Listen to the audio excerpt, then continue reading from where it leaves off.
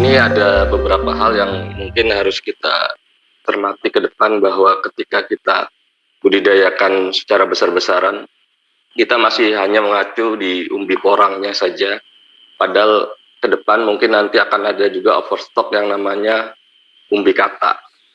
Nah, apakah sejauh ini ada proses hilirisasi juga pengolahan dari umbi kata itu sendiri untuk dijadikan apa? Nah, ini juga penting untuk beberapa para peneliti. Halo. Ya, silakan. Untuk beberapa peneliti bukan hanya fokus pada di umbi porangnya, tapi pada pengolahan umbi katanya. Karena saya mencoba untuk melakukan komparasi dokumentasi ilmiah dari beberapa yang ada di luar negeri. Kalau di luar negeri ini sejenis porang, baik itu suwak, iles-iles dan yang lain-lain, disebutnya sebagai elephant foot yam. Nah, di sana mereka mengolah tanaman porang ini bukan hanya di umbinya saja, bahkan daun sampai umbi katanya itu diolah. Nah, apakah kita bisa melakukan itu untuk menjadi solusi terhadap masalah yang akan terjadi ke depan? Ini sangat penting agar kita jangan sampai petani ini jadi korban PHP dari para pelaku industri yang saya melihat di sini yang paling banyak berperan ya, mohon maaf ya, tengkulaknya gitu, daripada pengusahanya yang berupa petani maupun industrinya itu sendiri. Terima kasih, Pak. Terima kasih Pak Suseno, jawabannya memang ini pertanyaan yang sangat langka. Saya juga baru dengar dikatanya dijadikan apa. Monggo Pak Abimanyu dibantu jawab, Pak Abimanyu. Ya, untuk Bapak yang tadi dari mana itu, ini di 1-2 tahun yang lalu kita sama-sama terkendala mengingat perhitungannya memang rata-rata di satu musim ketika kita nanam populasi 4-50 ribu sumber katak, rata-rata katak yang akan dihasilkan itu sekitar 3, Pak. Jadi kalau misalkan 3 saja per 1 hektar bisa sampai 150 ribu biji katak, Pak. Itu sudah kita pikirkan. Bayangkan kalau 34 provinsi yang notabene nanti rata-rata di 500 hektar kali populasi, Pak, jutaan. Betul. Itu sama-sama kita pikirkan.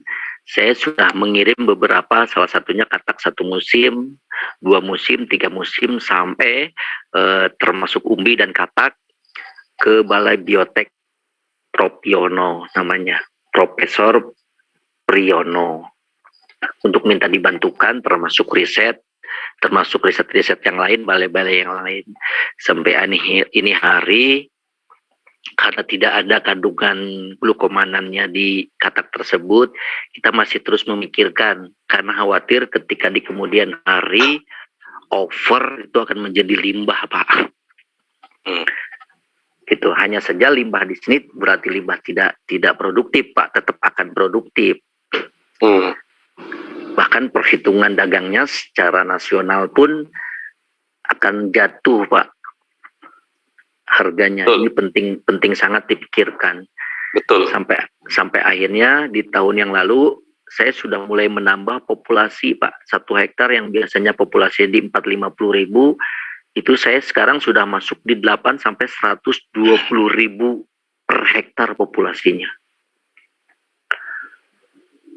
Itu karena memang tidak bisa dipungkiri dengan menanam 10 hektar populasi 40 ribu, 400 ribu kali 3, Pak, 1 kali tanam. 1.200.000 benih yang dihasilkan dari 10 hektar.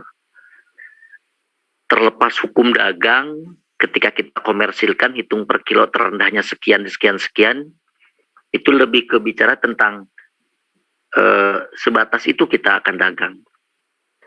Tapi penting sangat untuk kita sama-sama duduk bersama bagaimana 3-5 tahun ke depan dengan jumlah petani yang terus-menerus menambah dan kelipatannya di atas 10, Pak. Jadi tahun 2017 paling saya mengajak 2-3 orang sampai 10 orang yang tertarik 3, Pak. Sekarang tanpa diajak aja sudah yang terdaftar sampai ratusan orang. 200 hektar populasi yang akan ditanam di tahun ini saja saya sudah mulai menghitung jumlah katak yang akan dihasilkan. Dengan segala hormat mohon maaf mungkin kalau di 1 sampai 2 tahun ini masih terserap untuk dijadikan benih, Pak. Karena banyak para perbankan juga sama-sama membantu ke para petani. Tapi mulai masuk ke musim kelima, kemungkinan melimpahnya benih dan jatuhnya harga sama-sama kita perhitungkan, Pak. Jadi jangan terpaku akan kebutuhan pangan dunia, jangan kebutuhan pangan glukoman, sangat riskan, kita sama-sama pikirkan gitu, Pak.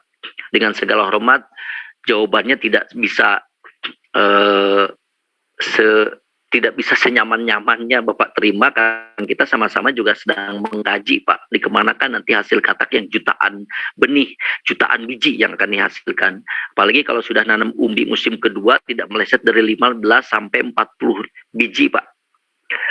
Musim kedua itu. Masuk ke musim ketiga sudah di atas 60, Pak. Sampai ada yang menghasilkan 100 lebih, Pak, per satu pohon kalau sudah musim ketiga. Karena musim ketiga itu bobot umbi yang dihasilkan rata-rata dimulai 5 sampai 8 kilogram. 10.000 saja kali 7 nilainya nggak main-main, Pak. Gitu.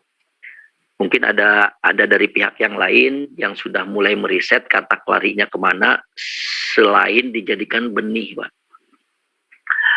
Dengan segala hormat untuk para pengepul juga ayo siap-siap lah. Jangan terpaku akan pengepul terus-terusan gitu. Mulai sama-sama kita pikirkan bagaimana ke depan ketika memang para peminatnya sudah memiliki 1 hektar, pasti dia nggak beli lagi, Pak. Karena dia akan menghasilkan 3 hektar kemudian. 10 hektar akan menjadi 30 hektar real, Pak, ini. Tidak bisa dipungkiri gitu. Baik begitu, Pak. Jawabannya dengan segala hormat, saya tidak bisa menjawab dengan maksimal karena masih dalam proses untuk melempar ke para riset dan para ahli. Selamat juga buat Pak Darto. Saya melihat ada Pak Darto nih masternya Puspitek. Salam. Mangga dilanjut. Mas Raja mau nambahkan, Mas Raja? Silakan Pak Ketum. Halo? Ya, silakan Pak Ketum.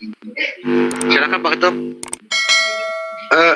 Mau menambahkan dari pertanyaan tadi tentang kandungan glukomanan pada katak. Ini kami sudah melakukan itu tahun 2003-2004 itu sudah kami lakukan dan sudah saya tulis di jurnal itu. Kalau nanti dilihat mengenai berapa sih kandungan glukomanan pada katak, kalau suatu saat katak itu tidak digunakan sebagai benih, apakah bisa bermanfaat ya? Nah ini saya pernah teliti itu sekitar 30% kandungan glukomananya memang relatif rendah dibandingkan dengan umbi. Itu saja tambahan sebagai informasi yang tadi muncul mengenai pertanyaan tentang dibawa kemana kata itu kalau suatu saat sudah melimpah dan tidak bisa digunakan untuk benih terlalu melimpah, itu juga bisa diproses meskipun kandungan glukomananya relatif rendah. Terima kasih. Ya.